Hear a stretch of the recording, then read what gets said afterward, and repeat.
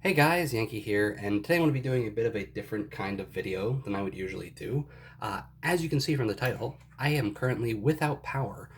We lost power due to a storm about 24 hours ago, and there's currently no estimated time on when it will be back. So I've just read some manga and stuff, and I'm just going to make a video sort of talking about what I've been reading, right? A little reading vlog. I don't really see many manga reading vlogs, but I also don't look very hard. Um, so yeah, I'm just going to talk about what I've been reading, and I want to cross my fingers and hope that I don't make a second one tomorrow. Um, so yeah, also there are generators running everywhere. Every neighbor here has a generator.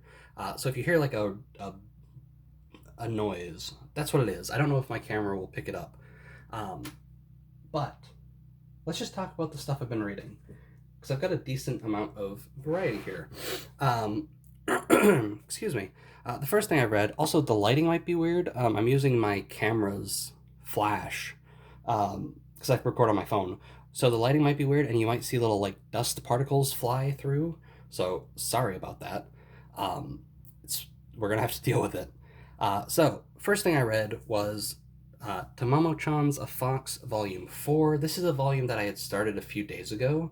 Um, for people that don't know, this is a 4 comma manga. So if you don't know what a 4 comma is, it is basically just like a comic strip. You got 4 panels, um, like just telling like a little joke, and then usually they release in like chapters. So you'll get like 5 to 7 ish um, little comic strips to make up a chapter.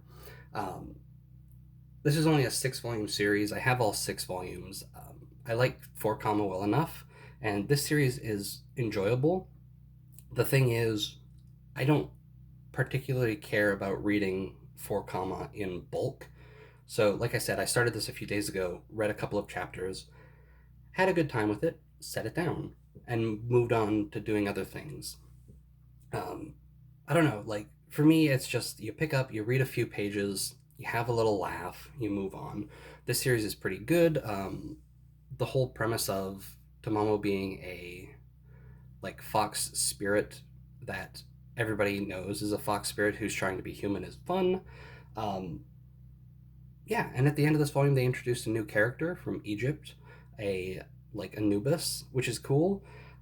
This series is fine. It's enjoyable. It's nothing to write home about. It's not like my favorite series. I don't dislike it or anything. It's pleasant. It's enjoyable. I'm having a decent time with it. Next, I read One Operation Joker, Volume 2.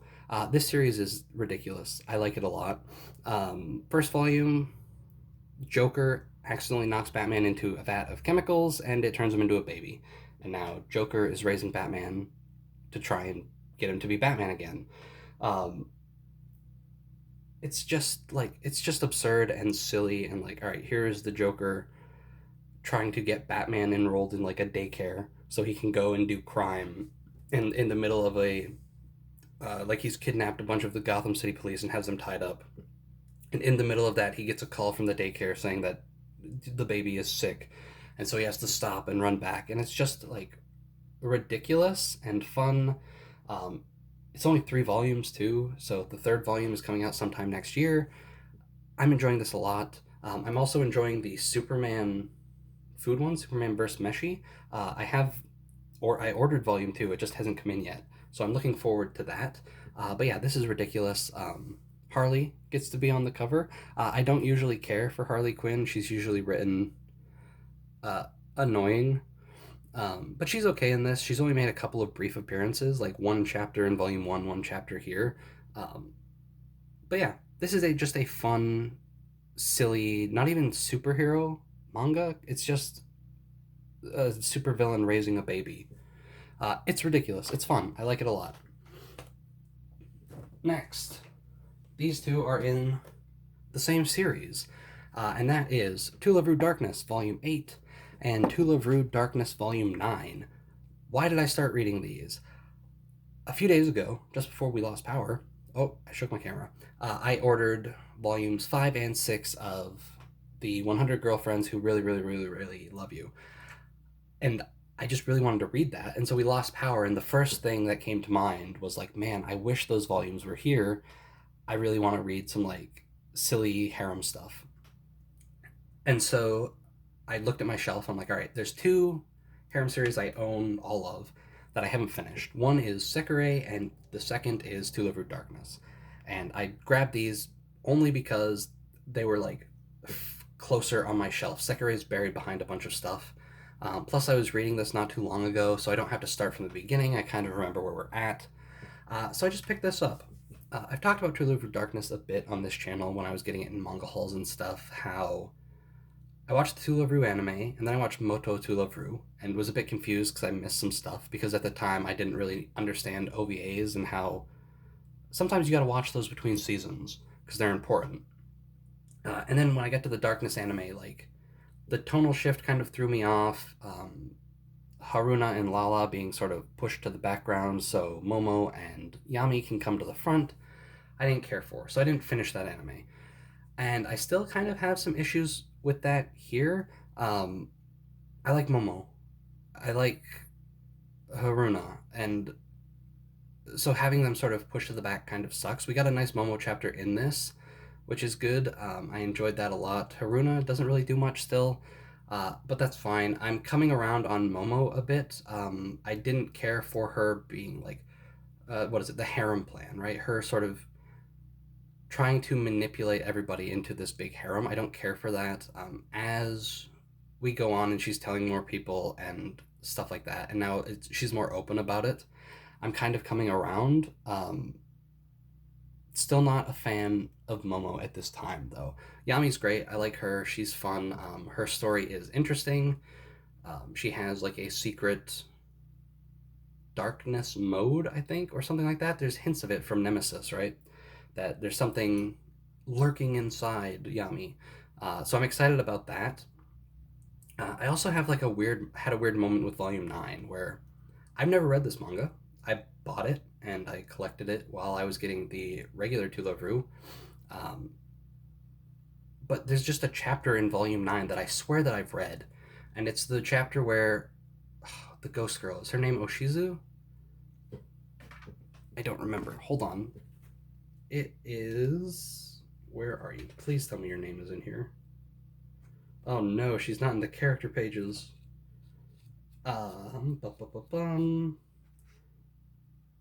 Yes, Oshizu.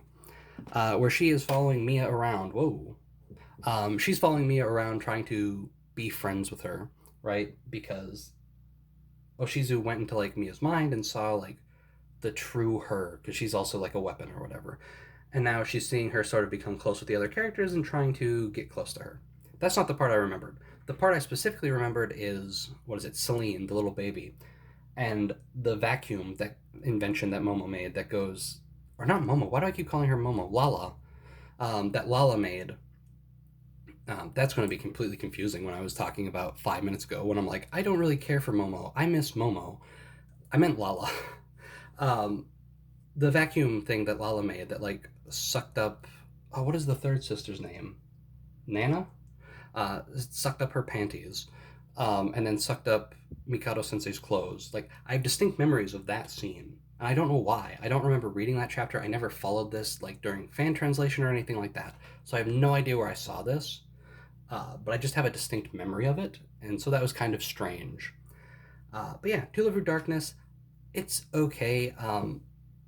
I think I'm liking it more as we go along. Just again, the sort of tonal shift is obvious, even when we're doing like your more typical like harem stuff that we saw in the first volume. Like Lala makes an invention and it goes wrong.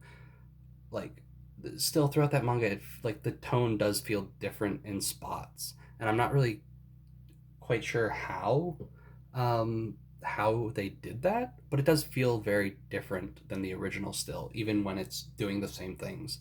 But yeah, To Live Through Darkness, I'm coming around on it. I'm about halfway through. I think I'm exactly halfway through. There's 18 volumes. So I'll probably keep chipping away at that. But yeah, those are all the manga I read yesterday. And this is a novel that I did not finish. I only read a chunk of. I'm on like chapter 3, so I'm only like 50 pages in or something like that. True Tenchi Muyo, Volume 2, Yosho. I just finished Tenchi Muyo GXP Paradise Starting. I was just sort of on a, like, in the mood for more Tenchi stuff, but didn't want to waste the charge on my laptop and like watch an episode of the anime or something. So I had these novels. I read the first one close to when it came out and just never touched 2 and 3. Um, so I decided to give this a read last night when I couldn't sleep. So I just had like a flashlight on reading it. So far, it's interesting. I'm hoping that with Volume 1 Jirai, where it made me care about Azusa, who was a character I didn't really care about before, I'm hoping something similar happens here with Yosho, where he's just sort of in the background in the OVAs, and I don't really know much about him or care too much about him. Um, so I'm hoping this novel will sort of fill in those gaps and make me care. We've got a lot of like uh, silly romance stuff going on, like Misaki, Azusa's second wife, and Seto's daughter, and was it Aika and Sasami's mother, has a crush on Yosho, and Yosho has a crush on her. So Yosho gets sent away to boarding school to get him out of there.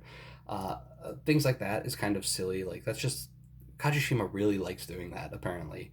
And then we get the first meeting of Yosho and Airi, who we know uh, ends up marrying and having 2 daughters with. What is it? Funaho and oh god, what's Tenshi's mother's name? Kione. Uh, so that's cool. Seeing their sort of first meeting, seeing Yosho go to Galaxy Academy is interesting.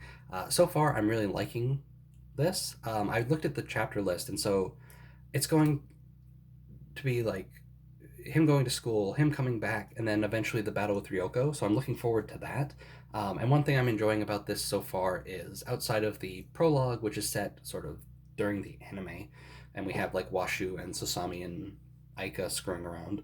Um, this one is chronological, it seems like, whereas Jurai was sort of jumping all over the place, where we had like a teenage Azusa ending up on Earth, and then get a flashback to when he was a child, and then back to him on Earth, and then a flashback to this, and stuff like that.